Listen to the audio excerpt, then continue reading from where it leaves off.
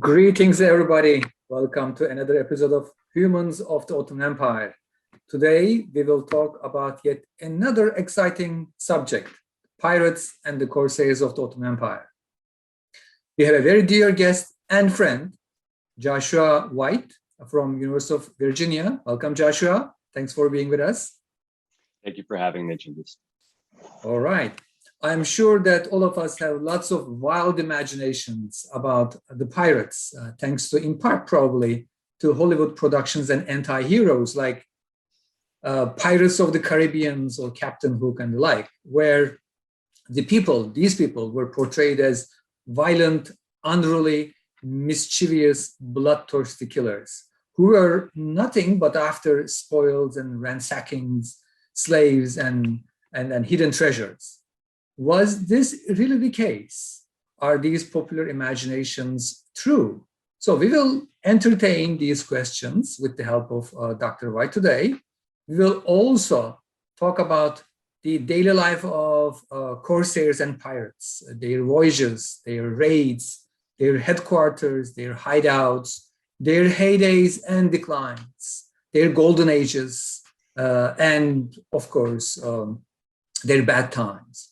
As well as we'll talk about their relations with other pirates, other parts of the world, their other princes, kings, and the sultans in and around the Mediterranean Sea. Again, as we had done before, we are going to entertain these questions through particular human stories, without necessarily detaching or disconnecting ourselves from the common human experience that we are also trying to understand here. Before I start, as usual, let me remind you a few housekeeping items. One is obviously a Q&A. I know that you have lots of questions about this curious and exciting subject. If you have any question, please drop your questions into our Q&A box, and then try to be as brief as possible, because otherwise, it takes me forever to read them.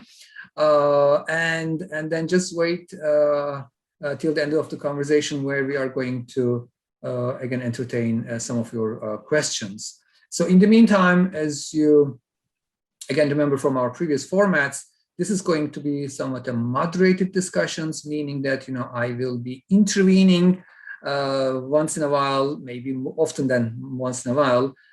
Please also bear with me in the meantime. So without further ado, I would like to invite Dr. White, one of the eminent Ottoman historian on piracy and law, interestingly enough, piracy and law. He is one of the experts on the subject. Before I get into my questions, I would like to hear from him first as to why, how, when he developed an interest into this subject. And was there any particular moment in your life that made you develop an interest into this one, or any Hollywood movie, or any, I don't know, cartoon characters that you were fascinated and then started to develop and into this, gory details of this history? Joshua. Thank you for the question. Thank you for having me today. The truth of the matter is, as a child, I didn't have any particular interest in pirates. I don't Not have even a Peter Pan? No, not really. Okay. I wasn't eager to remain a child forever. I was an old soul, I think.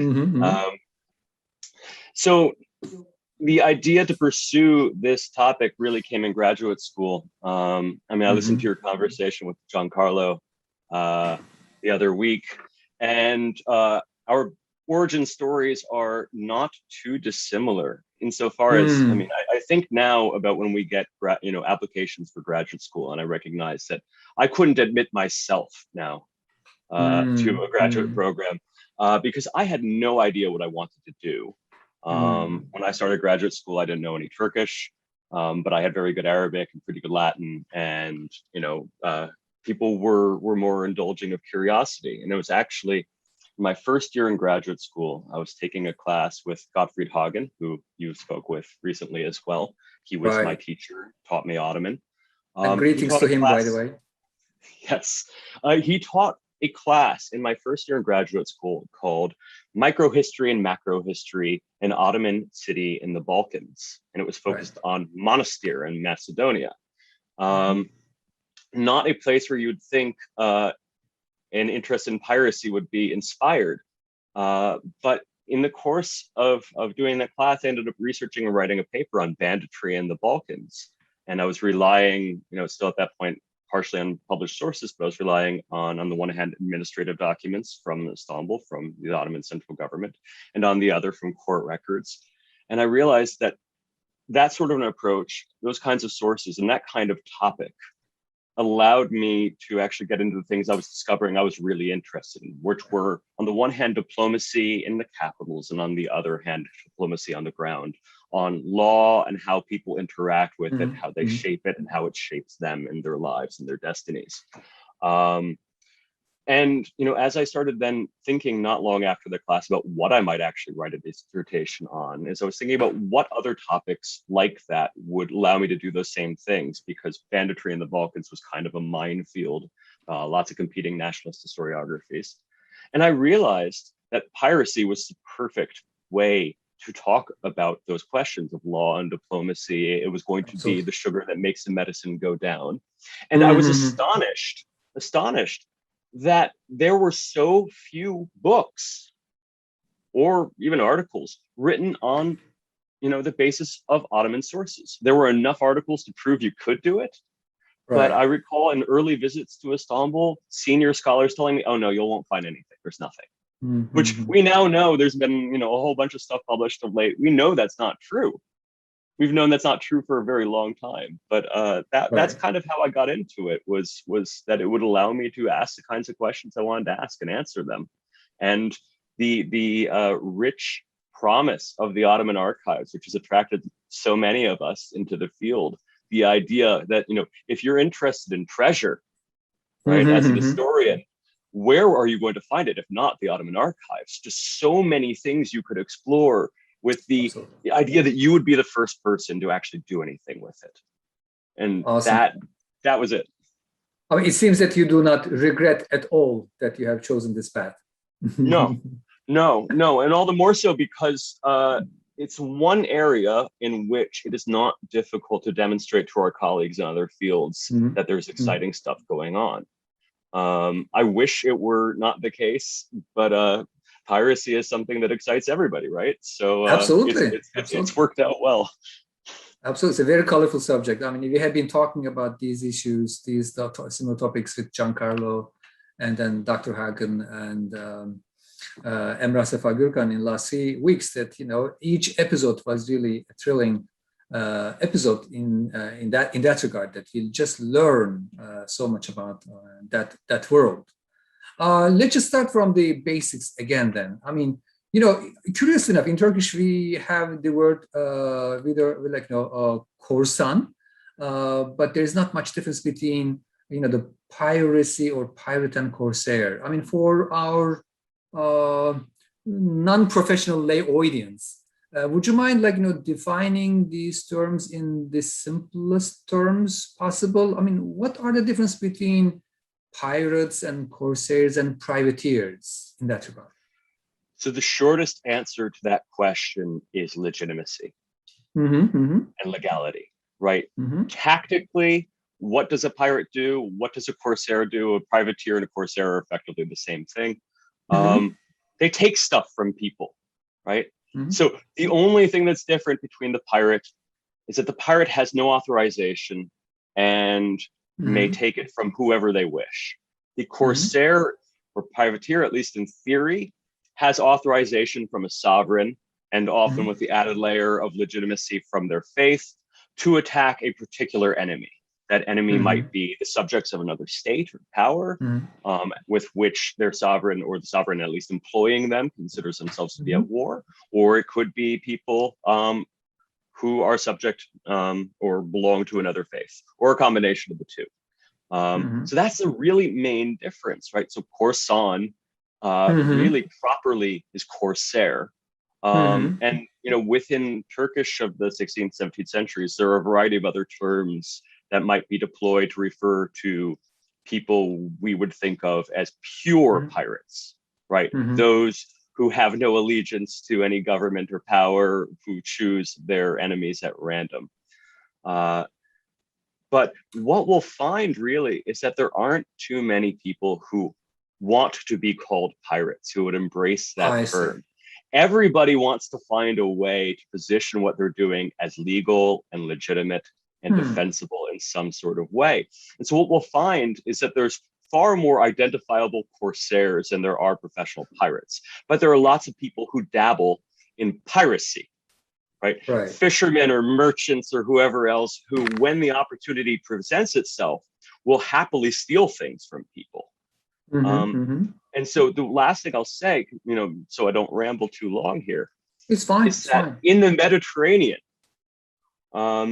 one of the things that's going to help distinguish then our corsairs, whether or not they're attacking the right people as far as their licensors are concerned, and our indiscriminate pirates, is their willingness to take captives, right? Captives are the most valued and treasured booty of all in the Mediterranean.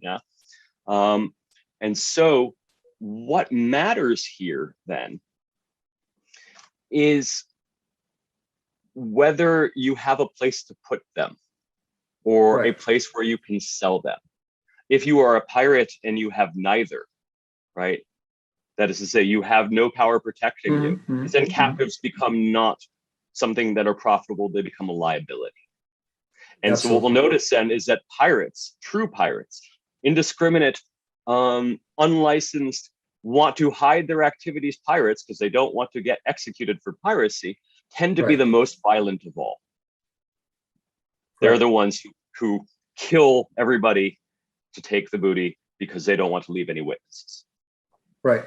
I'm just trying to simplify it here. I mean, can we, very broadly speaking and loosely define, can we say that the pirates are mainly private entrepreneurship, whereas corsairs were mainly somewhat like a state-sponsored, state in the loosely defined, sponsored expeditions?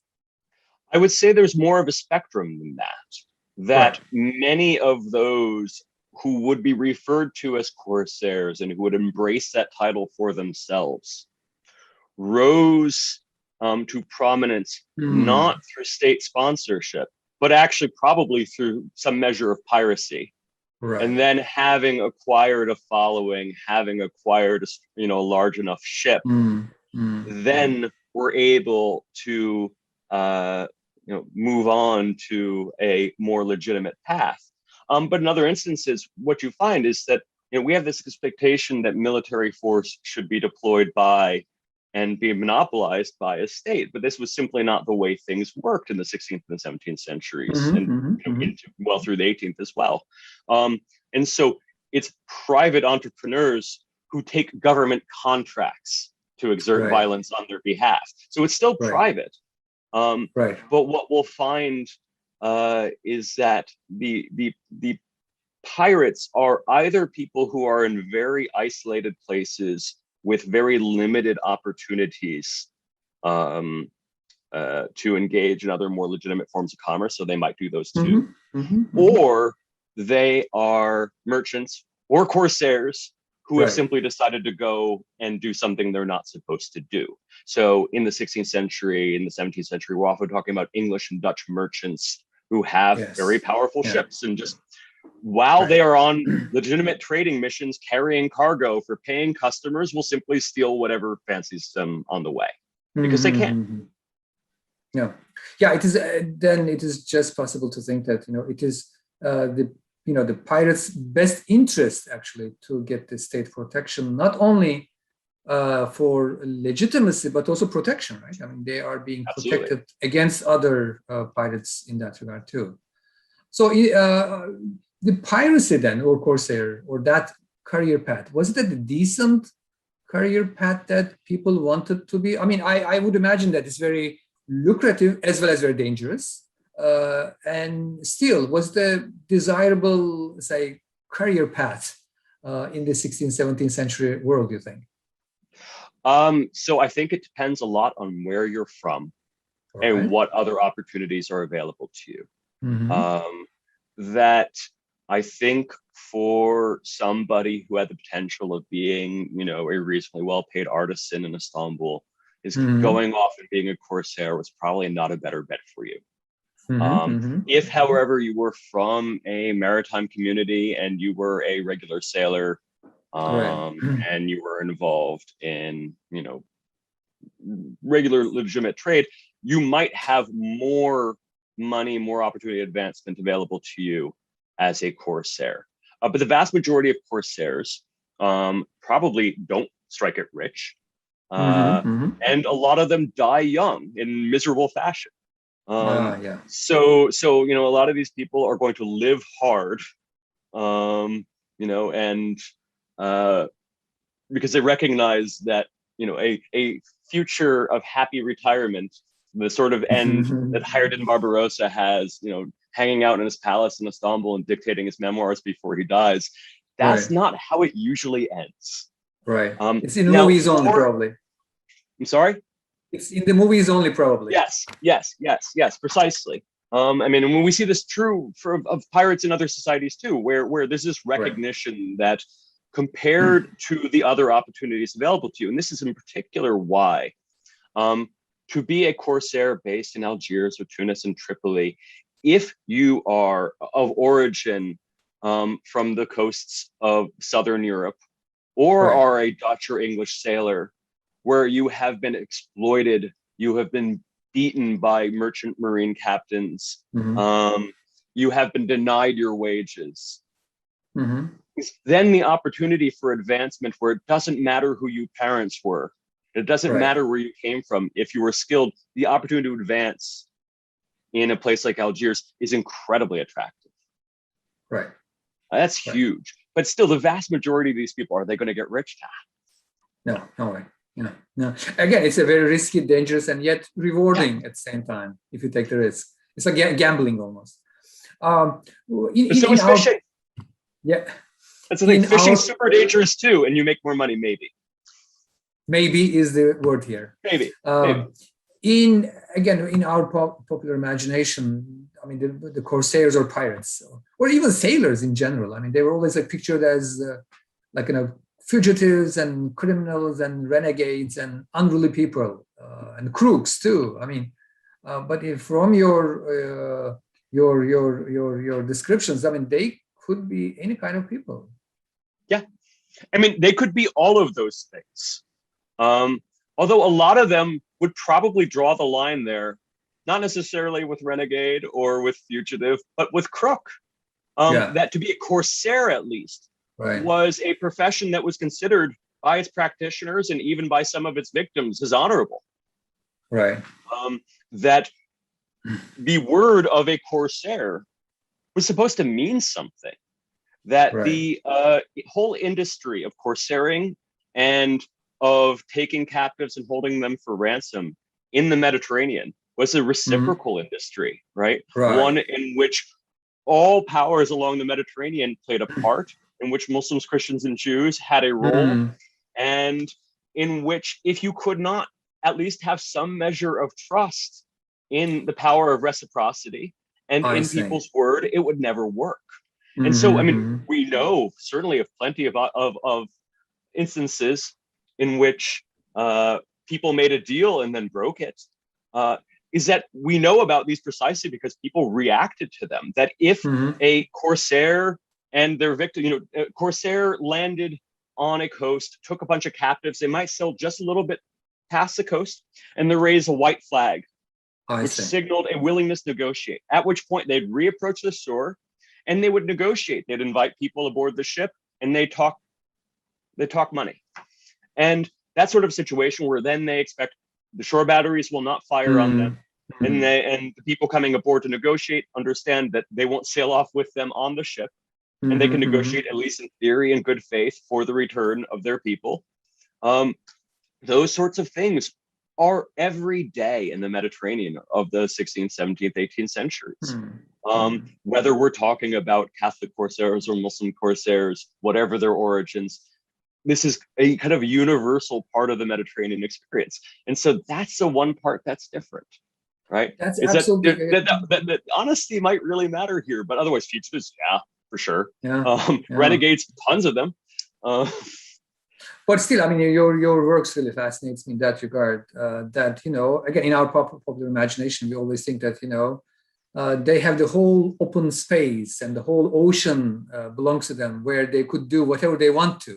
But apparently, there was this written or unwritten international law, almost, that they were somehow abiding that. They are not. They have like at least a gentleman's agreement on every side. I mean, every actors, every agents, whether they be, you know, pirates or corsairs or kings or, you know, people of the coast towns.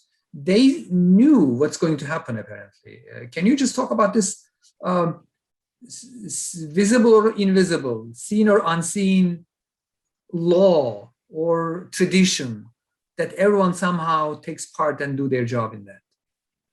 I mean, there's definitely a reciprocal customary international law at work, not just in the Mediterranean, but on land too, because along the Ottoman Habsburg-Hungarian frontier, very much a land frontier, we see similar sorts of understandings and practices develop over the course of the 16th and through most of the 17th century. So in the Mediterranean, I mean, it's mostly unwritten, but still referred to as, you know, ancient custom. But otherwise, whenever, you know, one side or another or its representatives might step out of line, is the threat that we'll do bad things to your people if you do bad things to ours is omnipresent, right? Which is why, you know, captives on Malta, Muslim captives on Malta are allowed to practice their faith, and why Christian captives in Algiers and Tunis, it's the same sort of story. Is there is this kind of important reciprocity at work there. Exactly, though, how to navigate things when you get caught up in the system and you're not part of it, is that's where, you know, the brokers and all these other people, which can include the Corsairs themselves, step in to kind of let people know how this works. So, you know, how far inland does understanding of this go? Well, I mean, pretty far, because just as we like telling stories about pirates and corsairs, so did the people who inhabited the Mediterranean in the 16th, 17th, 18th centuries, 19th century too, right? These were great stories for them too. I mean, if you wanted to scare your kids in Istanbul in the 17th or 18th century, all you had to do is tell them stories about the Maltese who were going to come to get you and take you away if you're bad and didn't eat your vegetables. Yeah, I heard that, you know, there's similar stories, similar horror stories to put the babies in bed, like in Italy or in Adriatic seas, that, you know, the Turks are coming and then cutting the heads and then, you know, playing a ball with your heads. There are lots of popular stories all around. That's very true. Sure. Well, I mean, if you look at the Aegean too, is I mean, all these settlements that had been on the coast move up into the mountains precisely because there is fear. So, I mean, there's a real demographic impact of piracy and corsairing in the Mediterranean, not just in people being taken from one place and, you know, settled in the other, though there's that, and it's quite significant, but also in terms of where people live to protect themselves. And I mean, this gets back to the point you were making a moment ago, which is we think perhaps romantically that they have the whole sea to themselves, but the reality is pirates do their work at sea, but they still live on land. This is especially in the Mediterranean, an amphibious industry, right? Certainly when we're talking about corsairs and pirates who are using galleys, right? These can't go that far for that long. They need constantly to reprovision with food and especially with water. And even you know, round-bottomed sailing ships like what you see behind me, they still need to reprovision with some regularity. And at minimum, you need a place to sell your stuff.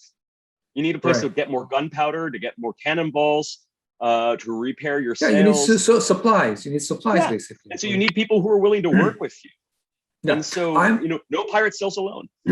Right. I'm going to ask about their headquarters and bases in a moment. But before that, let's just complete this bigger picture. I don't want to get into too much detail, but can you give us a very brief overview of history of the Corsairs or pirates, if there's such a thing, in the entire Ottoman history? I know that it is a hard, if not impossible, a job to do, but just to give us a very broad overview of how things got started, went into the heydays or the golden ages, and then declines. And after getting this large picture, we can go into details and ask more. I mean, normally Ottomans were not notorious with their navy, right? They were not necessarily the sea empire, seaborne empire. They were rather like land empire. That's what we assume. But based on last 3-4 talks, now we understand that, also based on many other works too, we understand that actually they were not so bad after all on sea too. So give us this broad history, and then from there we'll move into some more specific questions. Sure. So, I mean, going back to the period of the Beyliks, right, you do have examples of corsairing from particularly like the Beylik of Aydin, right? So the Ottomans, the Beylik of Osman is not one of the ones initially that is super engaged in this process in the 14th century. But the Ottoman attempts to build the navy expand dramatically in the second half of the 15th century.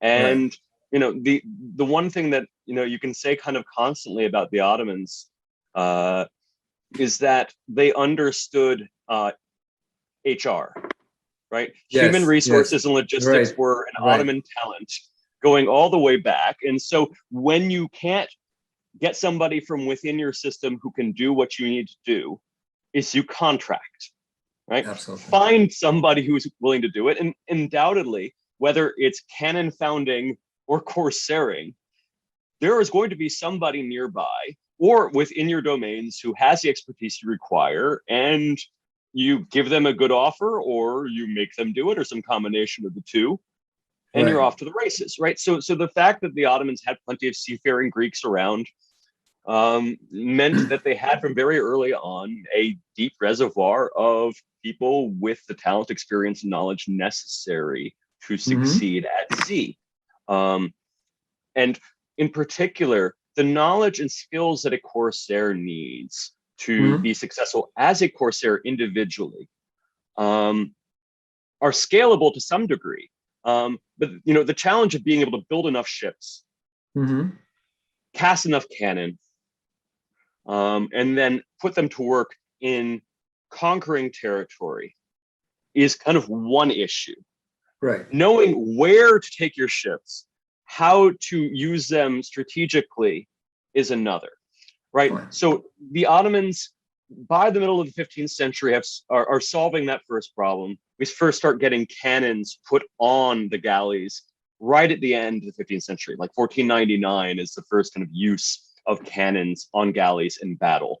And galleys, right, they have banks of oars on the side. They're nothing like the ship behind me, which means that the cannon can only be mounted really on the front and then some smaller guns to the side. So you point the galley at what you want to shoot. So at the end of the day, galleys are mostly amphibious warcraft, right? The two fleets of galleys will ultimately crash into one another, usually very close to shore, and then everybody will be hand-to-hand fighting.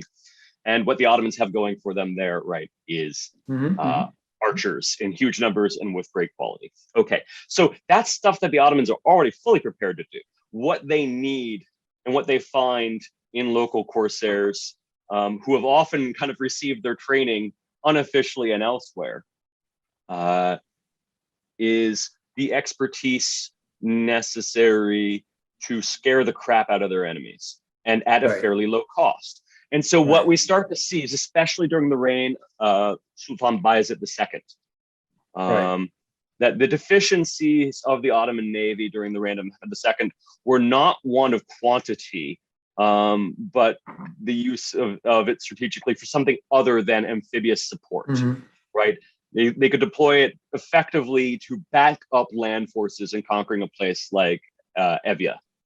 Under Bayezid, the contracts with Kamal Rais, who had been active in the Western Mediterranean doing his own thing, and to kind of come and help. That's where we start to see this increase in number. The impact of the Spanish conquest of Granada in 1492 and the waves of Muslim refugees and Jewish refugees that come immediately after that and for decades to follow supercharges this process. Because in the aftermath, of course, of the Spanish conquest, or I should say the expulsion, probably. Right, the expulsion, like the conquest, the yeah. unification, and then it's becoming part of this Habsburg megastate under Charles V. Right. The Spanish project doesn't stop, right? When it hits Gibraltar, it keeps going across North Africa. And so if you are one of these otherwise perhaps somewhat disadvantaged and entrepreneurially minded folks from the Eastern Mediterranean, people like the Barbarossa brothers from Lesbos. Now we are coming to the exciting topics. Okay, we're coming to the exciting topic, right? These are people who did not necessarily need to become corsairs, but found it profitable to do so. Who served locally in the Eastern Mediterranean first. Were perhaps government adjacent, but not directly in its employ. Who then found real opportunity in serving the various dynasts in North Africa in the battle against the Spanish, and then who were able to seize power for themselves. Right. And so, at what point, though, do they become truly part of the Ottoman story? Well, I mean, they're part of it, obviously, from the very beginning, but it's when Suleiman requires, again, that sort of expertise and experience that the Corsairs have to offer. They know every cove, they know where to hide, they know how the enemy thinks because they've been sacking their shores. They're the ones who are going to bring the knowledge that somebody who was raised and trained in the palace isn't going to have. That no amount of drilling in Qasim Pasha is going to help you sack Calabria. But experience sacking Calabria might help you sack Calabria. So that's kind of where the story expands.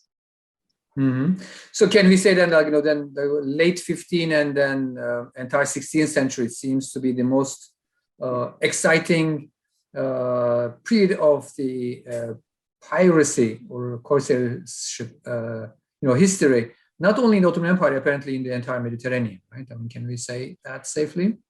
So what I would say, maybe 17th century too, probably. Yeah. Right. So I mean, what we have happening here, right, is that the Corsairs become the key actors in this great power battle for supremacy in North Africa.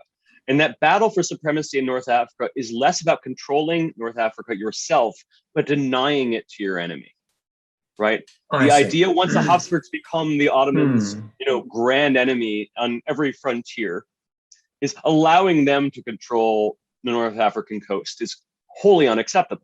I see. Just as it is certainly undesirable for the Habsburgs too that the Ottomans should control it.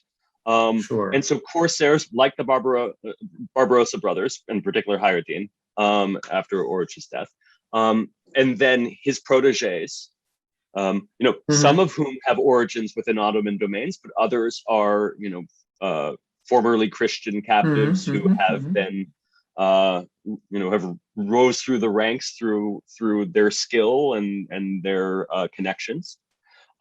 Those folks are the ones who play this really key role of at least temporarily integrating and aligning North Africa's fate with that of the Ottoman core lands. And these are people too who can mobilize and act on, a real history of trauma from Spain, right? They can draw on these populations who are exiled and who are angry. The Spanish are the key enemy here, right? And so we have a lot there that can bind these folks together. What we find, though, is after the Ottoman, project of taking on North Africa is complete, which it is in 1574 with the final defeat of the Spanish garrison outside of Tunis. Right. That Istanbul's interest in continuing to control or try to control North Africa begins to kind of wane a bit. and that the North African provinces kind of become masters of their own destiny to some degree. I mean, still very much tied to and closely culturally and economically connected with Istanbul, but mastering their own fate, and as territories that really can only make their money through corsairing.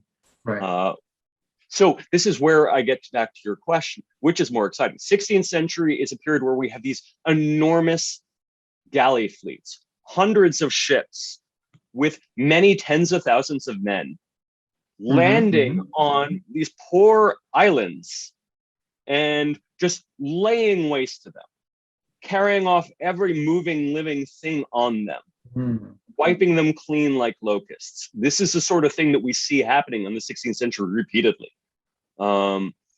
And the Ottomans aren't the only ones engaged in corsairs, right? The Habsburgs are doing the same thing. This is a period of corsair admirals, right? But by the end of the 16th century, right, is the old rhetorics of holy war, of fighting against the Spanish are still there, but the cast of characters has changed a lot. And as the Spanish turn to other issues that interest them, particularly trying to fight the Dutch revolt in the north, and dealing with their New World possessions on the other hand, the Ottomans end up in a war with Safavid Iran from 1578 to 1590. And then almost immediately after that, in a war with Habsburg Austria from 1593 to 1606.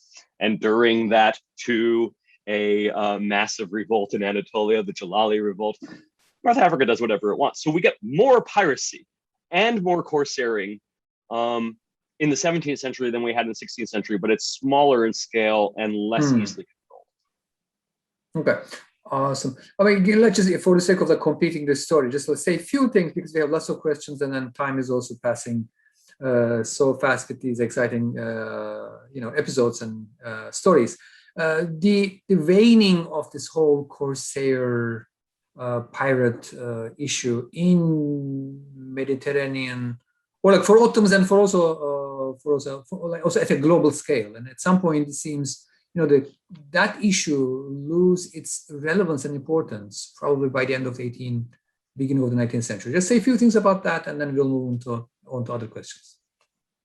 So, in the early 17th century, the arrival of English and Dutch privateers who had previously been employed fighting the Spanish.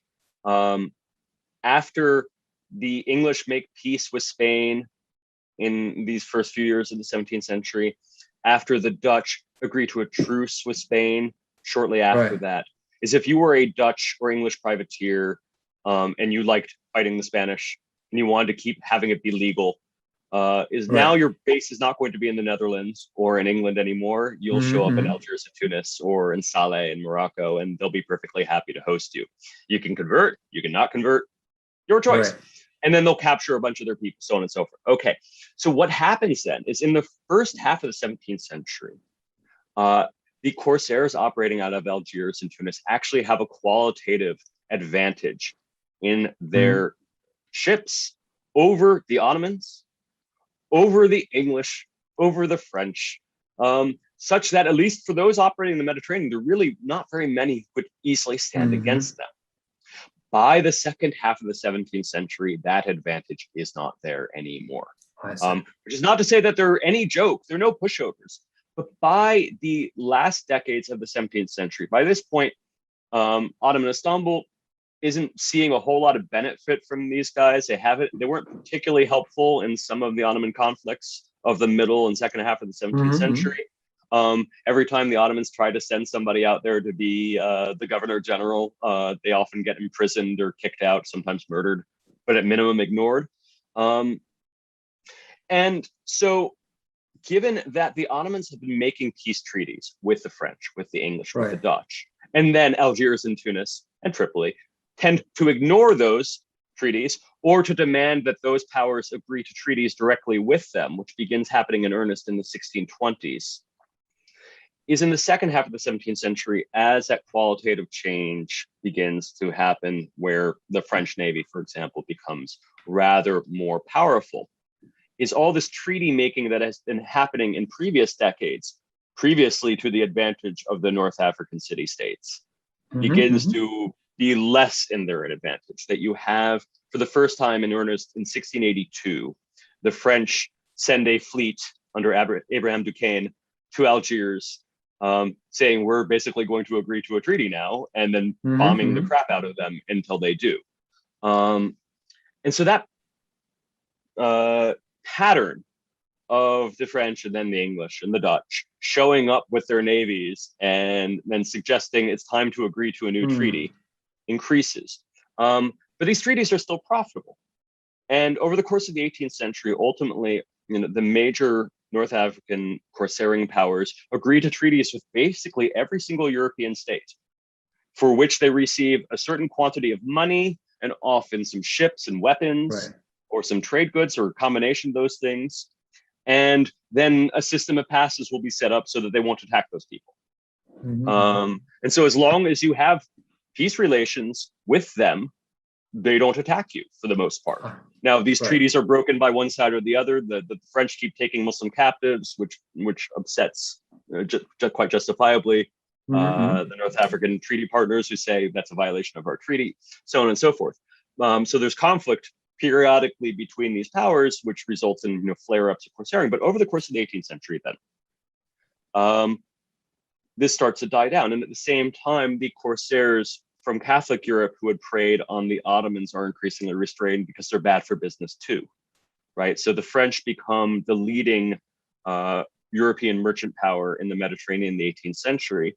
And so the fact that the corsairs based out of Malta are predominantly French and attacking predominantly Ottomans, Muslim as well as Christian, is upsetting and bad for business. And so their activities never stop, but they become pulled back a bit from the Eastern Mediterranean, become more active in the Central Mediterranean. And so over the course of the 18th century, we see a lot less activity and a lot more attempts to regulate it through diplomacy. Napoleon puts an end to Malta, and in the aftermath of the Napoleonic Wars, all the North African city-states are forced to agree to set corsairing aside. And then at the Congress of Paris in 1856, privateering is banned entirely. That's not the end of it, of course. There is privateering during the US Civil War, and piracy continues to exist. Until today. Yeah. Absolutely. That never goes away, never will. Yeah, probably also the rise of modern states and rise of modern armies powered by ships and whatnot. That could be also other reasons to end or to bring the heydays of the corsairs and pirate ship apparently in the 19th and 20th century. Okay, in passing, you already mentioned a few things that I would like to talk about. One is their headquarters. Apparently, there were places like Malta. Apparently, is the best place to remember to know. But there are other, most likely, coastal towns where pirates or corsairs finding their hideouts, and they were finding foods and supplies for themselves. I mean, what are some of the main bases, piracy or corsair bases or headquarters where piracy was almost legitimate? It's almost socially accepted that everyone knew and then acted accordingly. Sure. So, obviously, we've mentioned Algiers, Tunis, and Tripoli quite famously as being centers of corsairing with all the infrastructure necessary to hold and distribute booty, and in particular to hold and distribute and manage the ransoming of captives. But within Ottoman domains, we find other places that are major centers of corsairing, though perhaps on a smaller scale than you'd see at Algiers. Excellent example is the island of Lefkada in the Ionian Sea.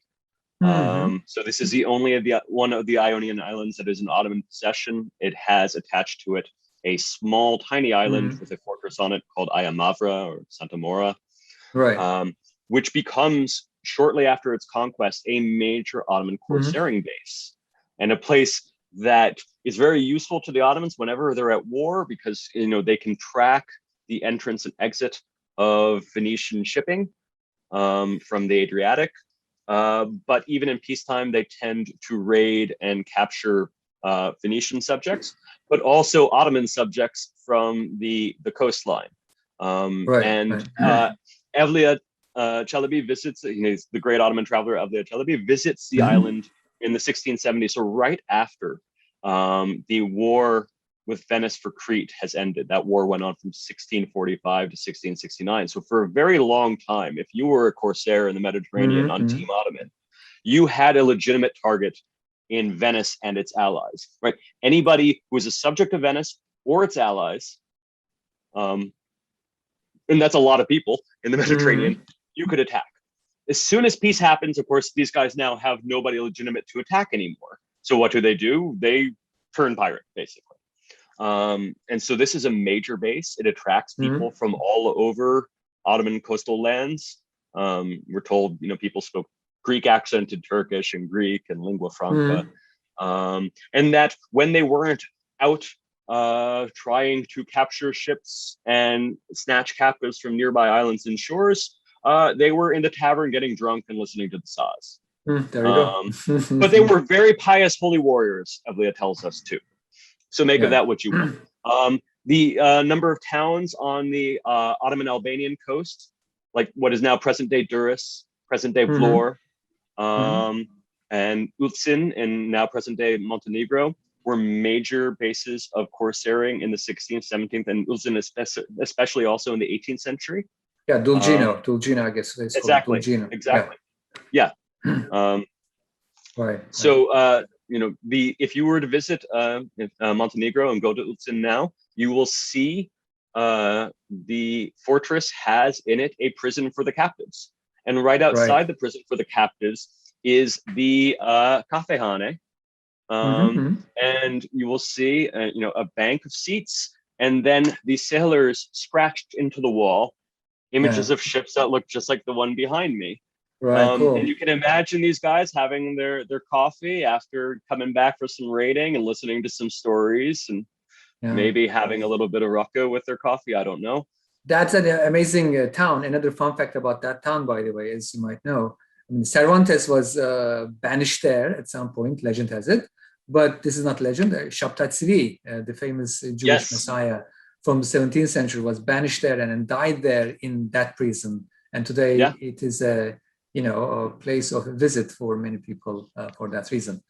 Yeah, it's a fascinating place. But the point to be made here is we're talking about the far westernmost frontier, maritime frontier of the empire is where we see a lot of this happening.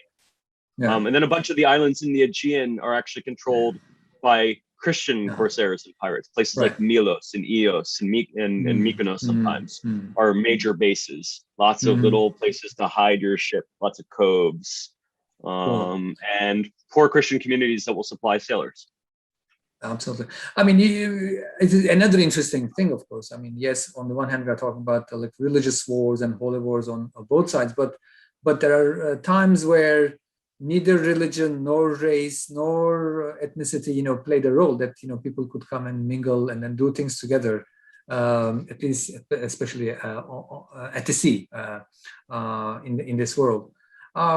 So far, I've been talking about mainly Ottoman corsairs and pirates, but I'm sure there were, as you already mentioned, non-Ottomans or other Catholics, even maybe Orthodox too, pirates or corsairs who were attacking on Ottomans. And can we also briefly talk about other corsairs and pirates in and around Mediterranean?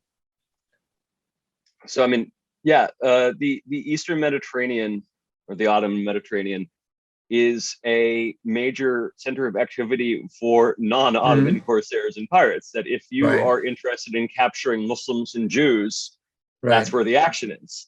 And the fact too that every year there is the pilgrimage to Mecca, which means a bunch of usually fairly wealthy people, or at minimum people who are taking as much of their wealth as they can, will be embarking at predictable moments from predictable places to sail across the Mediterranean to the ports of northern Egypt on the one hand. And then on the other hand, there will be convoys traveling north from Egypt to the Aegean and to Istanbul, carrying all sorts of interesting and valuable stuff. Means that every year you have large numbers of corsairs, large and small, coming to try to prey on these seasonal movements. And this is in addition to various local actors. So when we want to talk about local, small scale piracy, we can think about a place like the Mani Peninsula in Greece, right, where a very isolated community which has shipping passing by it all the time, and they can pop out and capture people and then hold them to ransom or sell their stuff. So that's constant. But then these Aegean islands become major haunts by about 1600 for Catholic corsairs and pirates who hail from all over the place. Italians, some Greeks, Maronite Christians from Lebanon, people from all over the Mediterranean and beyond with an entrepreneurial spirit may show up there. They may get their license in Livorno or get their license in Malta, but then base themselves on these islands more or less year round and attack mostly Ottoman Greeks. Meaning that Christians are attacking, like Catholic Christians are attacking on Orthodox Christians. Absolutely. And vice versa. Okay. All the time. All the time. I mean, so the excuse would usually be, well, surely the goods that these Greeks were transporting belong to Turks. And if they didn't, they might choose to simply torture the person until they admitted that the stuff belonged to Turks, and then they could take it legitimately. Now, it's worth mentioning here that on a place like Malta and other places too, there's a prize court. There is a court which adjudicates disputes over the things that the Corsairs have taken. And so what actually happens is large numbers of Ottoman subject Greeks travel to Malta to sue for the return of their stuff. And sometimes they win. And if they don't win on Malta, they can appeal to the Pope. So, I mean, Molly Green and others have written about this subject.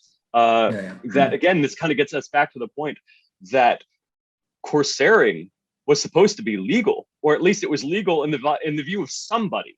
The person having their stuff taken may not have thought it was legal. And even sometimes the major power behind people may not have thought it was legal, but somebody thought it was legal, right? There was somewhere where these people could go and do what they were doing openly. Otherwise, it doesn't work. So in a place like Milos, like Ottoman authority on Milos is basically non-existent, even though it's within Ottoman domains. And so this is a place where there are a whole bunch of French priests ministering to Catholic pirates from throughout the Mediterranean, that those people are then having kids with local women who then follow in their father's footsteps and end up on the ships too. And I mean, this is the case for well over 100 years, is that many of these Aegean islands play host to Catholic corsairs. Now, for many of the local populations, these people are not welcome at all, right? If you were, an Ottoman Greek subject living on Naxos, were you happy to have Catholic corsairs prowling around? Not really. And especially if the result then was that the Ottoman Navy passed through and then asked for your taxes and accused you of collaborating with the Catholic corsairs. None of that was fun for you. But we definitely are dealing with a situation where these folks are endemic. And if we think back, we go back further in time, right? The Knights of St. John had been based on Rhodes for over 200 years until Sisman evicted them in 1522. And the Hospitallers too, right? Hospitallers. Well, the Hospitallers are the Knights of St. John. Right. So the Hospitaller Knights of St. John, who had been, ever since the Mamluks kicked them out of the Holy Land in 1291, right? They're on Cyprus for a couple decades. It's not going to work out for them in Cyprus. They go and steal Rhodes from the Byzantines. And that's where they are until 1522. Some of Barbarossa's earliest fights are against the Hospitallers, where they're, of course, there's kicking them out to ultimately they end up on Malta in 1530. Does not work out well for the Ottomans, because now they're further away, they're better fortified, and they'll still come every single year. Now, again, I mean, there are like so many more questions, but I want to take us to, for the sake of keeping the time, I would like to take us to go beyond Mediterranean and talk a bit more about, their expeditions, not necessarily Ottomans, but Corsairs, Muslim / Turk, because in the 16th and 17th centuries, Turks and Muslims even Arabs were used interchangeably. So their expedition to England, Ireland, and then there were They were the times where there were lots of converts and renegades. I mean, it was so impossible to have clear identities, right? Identities were like more fluid because of the conversions and new conversions, in many times. So what was happening beyond Mediterranean? Can you tell us a bit more? I mean, maybe one more other question. There was this very fascinating character, I don't know much about him, Johnson family, who was known as also like Murad Reis. At some point, and one of his sons was making his way all the way to New Amsterdam. Today is like Brooklyn and Manhattan, and becoming one of the greatest landowner in Manhattan, and becoming known as the Turk, the troubling Turk. So just again, tell us something about what was happening beyond Mediterranean. Sure. So, I mean, if we get back to what I was saying before about how in the 17th century, a growing number of English and Dutch privateers found employment as Muslim corsairs based out of Algiers, Tunis, much less to much lesser extent Tripoli, and in Saleh in Morocco. They introduce the round ship sailing technology, which makes it possible to voyage into the Atlantic safely. If you were to take the previous dominant Mediterranean sailing technology of the galley out of the Mediterranean in the summer months, it would not work out well for you. And the Ottoman attempts to send galley fleets across the Indian Ocean do not work out particularly well for those men who are on those galleys. Those sorts of ships are simply not meant for the kinds of rough seas that you get in the Atlantic, but those high-sided sailing ships are. And so when you get English and Dutch corsairs, or I should say corsairs of English and Dutch origin, in places like Algiers and Tunis, who then tend to use their knowledge and experience to attack in places that they have knowledge of and experience of, is that means that we see lots of people of English and Dutch origin taking their fleets, which are themselves, of course, as multi-ethnic, multi-religious, and multilingual as can be. Sailing has always been, for as long as we have known, and probably going, as far forward into the future as we can imagine, an extremely cosmopolitan and diverse industry that almost every ship is a mini United Nations. This is kind of the way they all are. This was equally true then. So, for the Europeans, anybody who was a Muslim was a Turk, basically without distinction. And if you converted to Islam, you had turned Turk. That's the idea. So we then struggle at times if we don't have good information to know who are these people and where are they from. So we know about somebody like Murad Reis, right? And we know in the case of the raid on Iceland in 1627, right? Here we have a Dutch guy based out of Saleh who allies with another Dutch guy based out of Algiers with a small fleet composed of people from, I don't know, probably some of them, were born and raised in Algiers or in Saleh. Others, probably from Ottoman lands. I mean, every year, Algiers recruited some people from Ottoman domains in Anatolia. So from all over the place. Having captured a Danish sailor and extracted from him information, which is always how these things work, right? How do the Corsairs know where there's a good target? Capture somebody, get some information, either by extracting it through coercion or through promising him freedom or what have you. Get led to Iceland. And well, the people in Iceland certainly didn't expect Corsairs from Algiers or Morocco to show up. And they sack the island, take back, many thousands of captives who are, some number of them die in Algiers, of course. A non-insignificant number are ransomed back in the end. But attacks on the coast of Ireland and Scotland and England become fairly commonplace in the 1620s and 1630s in particular.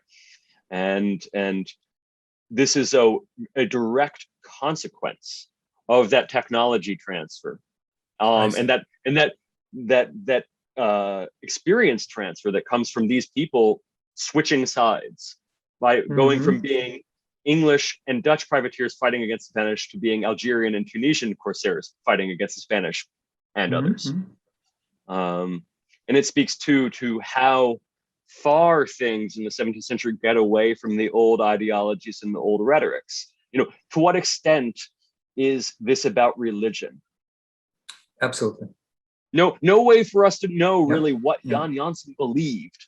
But if we think about some of their contemporaries, John Ward, right, the first major English privateer to become a Tunisian corsair, doesn't convert until after he attempts to extract a pardon from the English and is told no, and then realizes, I'm never going back to England. Converts. Simon Danziger, who's another Dutch privateer, makes his big career, very, very briefly, huge out of Algiers, then decides he would like to go back and hang out with his old wife, settles in France. He's welcomed back, and then is ultimately killed when he comes back to Algiers again. And absolutely.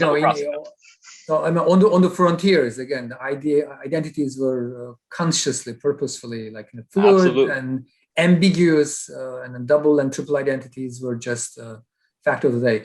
I know that we are going over time a bit, but this is just a fascinating, subject. Without asking this question, this conversation will be incomplete, and after that, I'll move into the questions coming from our audience. That is the question about my last question will be about again these Berber states. That will also take us or connect us to America or the New World. It is famously known as America's first international war, so to speak, against the Berber states in Tunisia, Algeria, and whatnot. Can you tell us very briefly about their place in history, their importance in history, and then again we will move into the questions coming from our audience. They are least known. They are most not.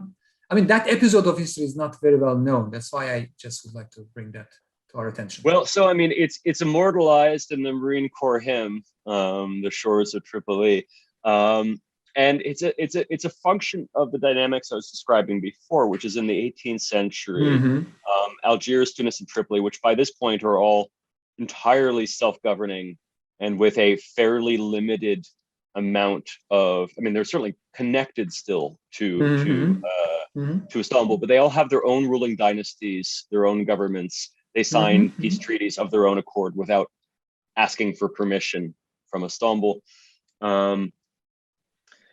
Is the North American English colonies had been protected from corsairing attacks during the 18th century because they were covered by England's treaties. During the US War of Independence, they were protected by the French treaties with the North African city-states. After US independence was ratified, they were no longer protected by the English, and they were no longer protected by the French. And so they were considered then by the North African powers, Morocco, Algeria, Tunisia, Tripoli, to be fair game until such time as they secured treaties, which the new US government did fairly quickly. So the first state to recognize the United States is Morocco. In exchange for a gift payment, they got peace. And similar agreements were made with Algiers, Tunis, and Tripoli. Thomas Jefferson, though, when he became president, was not inclined to continue making these payments. While the treaties that were already in effect, which had already been paid for with Algiers and Tunis, still stood, Tripoli demanded money, as the U.S. seemed not to have quite understood that the fact that Algiers didn't control the other two. And so long story short then is that the U.S. sent its brand new, still fairly small navy to blockade Tripoli. That the most exciting accomplishment in that first Barbary War was when the American warship, the Philadelphia, ran aground in the harbor of Tripoli. And then Right. after its crew was taken captive and the Tripolitans turned it into a adjunct to its shore battery, is Stephen Decatur landed a force at night to burn it and therefore deny it as a weapon to the Tripolitans. The American tactic, one we've certainly seen plenty in subsequent centuries, was to find the brother of the ruling day and support him as an alternative candidate, to put him in front of a mercenary army marching across the desert from Egypt and try to support the overthrow of Yusuf Pasha. And so in the end, the US and Tripoli agreed to a peace. And while a tribute was not paid, a ransom of $60,000 for the captured American sailors was paid. And so as far as the Tripolitans were concerned, they won. As far as Americans were concerned, they won, because they no longer agreed to a tribute. And then the Second Barbary War comes at the end of the Napoleonic Wars, when this time the US is serious, and this time bombarding Algiers says, we are not paying anymore. And that works pretty well. Yeah, that was also kind of an official end of Corsairs in the Mediterranean, Yes, too, it seems. absolutely. Right. So, I mean, Napoleonic Wars come to an end in 1815. The US shows that it's not going to pay anymore. And then, during the Napoleonic Wars, is Algiers, Tunis, and Tripoli were able to actually engage in legitimate commerce in the Mediterranean to be quite profitable for a bit. Once the war ends, the European powers no longer want to let these people trade with them. So they start to sniff like they're going to go back to corsairing. The English and the Dutch send around a fleet in 1816, so 1 year after the Americans show up, and again bombard Algiers, and that's the end of corsairing pretty much. They say, all right, we won't do this anymore. That is the beginning of the American tradition of bombarding and then making the deal, apparently. Right, but I mean, as I've suggested to you, that tradition goes back well before the Americans, to when the French start bombing Algiers in 1682. And even earlier than that, the English bombard Tripoli in the 1670s. So there's a long tradition of it. Yeah, but then like in 15 years, America is going to strike a deal with the Ottomans in 1831, I guess, which is going to allow American merchant ships to travel freely and then do the business in the Mediterranean. So anyhow, that already happens after France has invaded Algiers with the specious, the specious justification that there were huge numbers of white Christian female captives in Algiers under the lascivious gaze of these others. And as it turned out, there weren't any. Right. Okay. Now, I mean, it was the weapons of mass destruction of 1830. There was nothing there. Good way to put it. So I have lots of questions coming from our audience, but mainly most of the questions are like curious about like a daily life on a ship. We have questions from Onur Pekmezci, Tolga Ergökçen, Mustafa Tunç, and I'm just trying to combine their questions. They are curious, like, how would the life look like on a regular day? I mean, when they are not at war or when you're not hiding or attacking. And imagine that you'd like do a Hollywood movie. I mean, how would you portray the daily life, and what do they eat? What do they do? I don't know, like their entertainments and sexual lives and conversations. What do they do on a ship on a daily basis? So, I mean, first off, it depends a lot on what kind of ship we're talking about. Because if we're talking about a galley, then the answer is pure and utter misery for the vast majority of people on that ship. Right, is a galley has a whole bunch of oarsmen on it. On a Corsair galley, the odds are the vast majority of those oarsmen are enslaved. They are chained to the benches, and there is nowhere for them to make waste but where they sit. So the mortality rate on a galley for a first-year oarsman is something like 50%. So the answer then to the question is, if you're on a galley and you are not one of the Corsairs, is working in a miserable fashion, being burned by the sun, being exposed to the salt and to the filth and the elements, and then dying is often how you spend your time. If you are an officer, it's another matter entirely.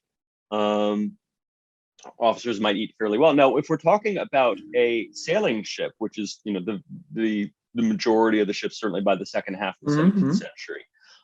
We're talking about a much smaller crew. And the answer might be, there's obviously no lack of work to do at any moment on a ship. So cleaning, working the rigging, repairing damage, assessing your supplies are all going to be keeping you very busy at almost all times. But you'd have, opportunities surely for enjoyment. One of the major differences, of course, between some Muslim-run Corsair ships and Christian Corsair ships is going to be the quantity of alcohol. There you go. Because odds are on a Christian ship, there's going to be a lot more of it. And a lot more of people are going to be drinking it, because the best way to ensure that you can make it through the day as a Corsair is to be drunk out of your mind. That makes you feel a little bit less worried, I suppose, when the cannonballs are whizzing over your head. The survival strategy. It certainly helps with the fact that, I mean, at the end of the day, is if the ship that you've decided to take has not already struck its sails and taken down its flag, is then if you're going over in force, that's a terrifying prospect. Right. I mean, certainly we know that things like gambling and storytelling and drinking are all quite common. And drinking again. And for sure that too. There are the issues too of how do you control however number of captives there are on board. How do you ensure the ever-present threat of a mutiny doesn't go too far? Right. You know, and to what extent some of these Corsair ships are democratic versus dictatorships, you know, it varies, I think, quite dramatically. Most are probably more dictatorship than not. What did they eat? Ship's biscuit, which is made in huge quantities, of course, in Istanbul, but is common throughout the Mediterranean. Right. It's bread that's been baked twice and then soaked in. You usually soak it in vinegar when you eat it. Various preserved meats, pasterma, sausage of various forms are going to be quite common. Olives, all that sort of fun stuff. Well, I mean, last two questions probably because of the time issue. Çağla Çelikos is asking about the pirates in India when Ottomans were like Indian Ocean when Ottomans were going there. Do you have any take on that? Like piracy in Indian Ocean, and the other one just somewhat related, piracy in Black Sea. If you just, I know that they are geographically distant areas, but I mean, for the sake of there is definitely piracy in the Indian Ocean. And just as with the Mediterranean, it's taking the form both of those who are native to the space and those who are not. So, I mean, piracy practiced by the communities, settled on the Malabar coast goes back centuries. So when we're talking about the 16th, 17th century, that still exists. It's still common. And, is practiced by those communities is very much done so openly. Now, then it becomes a matter of perspective because, the entire Portuguese trading system is effectively piratical. And just as the Portuguese sell passes to indigenous merchant communities to allow them to trade safely, I mean, we can see a parallel to that, to the passes that the North African corsairing states give to or sell to European merchant communities to protect them. It's not dissimilar. The Dutch, when they show up in the Indian Ocean, are seen by the Portuguese as pirates, seen by the Dutch government as privateers. Which are they? Well, I mean, they had the license of the Dutch government, so they're privateers, except that as far as the Spanish-Portuguese monarchy, which was united in the first half of the 17th century, they were a rebel province, so they're not. Right. But certainly this was an area that welcomed people from all over the place. The Black Sea, the most perhaps important name in piracy in the Black Sea in the early 17th century is the Cossacks. The Cossacks who sailed down the rivers from the north in lots of small boats, small oar-powered boats, and begin raiding in earnest in the first decade of the 17th century across the Black Sea coast of Anatolia. And then by the 1620s begin to threaten Istanbul itself. And in 1625, they burn Istinya, sack Yeniköy, and get as far as Rumeli Hisar. So, Okay. so yeah, they're there too, and the entire Ottoman navy is sent repeatedly in the 1620s and 1630s to the Black Sea to chase Cossack pirates. So awesome. Thank you very yeah. much, Joshua. Thank you very much, Sure thing. really. I mean, taking your time, more than an hour now, and then passing your excitement and passion about the subject to us too, through virtual reality. Really, we felt your interest into the subject, and apparently, I mean, they were really one of the most important actors or agents and humans in history, which shaped different parts of the world in and around Mediterranean. And we also learned that, I mean, pirates or corsairs, they could be like violent, crook, lusty, but at the same time they could like a diplomat and politicians, and then people with taste. So and the cosmopolitan, of course, they were probably none of those things are mutually exclusive. Yeah, they are not, and apparently they were like some of the earliest cosmopolitan international people in pre-modern times. Okay, thank you very much. And also I would like to thank to our audience who stayed with us until now. And one last thanks goes to Yunus Emre Institute, who allowed us to complete this series on sailors and captives and spies and corsairs. And I wish you all the best to all of you, and have a great summer, all of you guys. And bye until next time. Eskiden yandı hayatım bu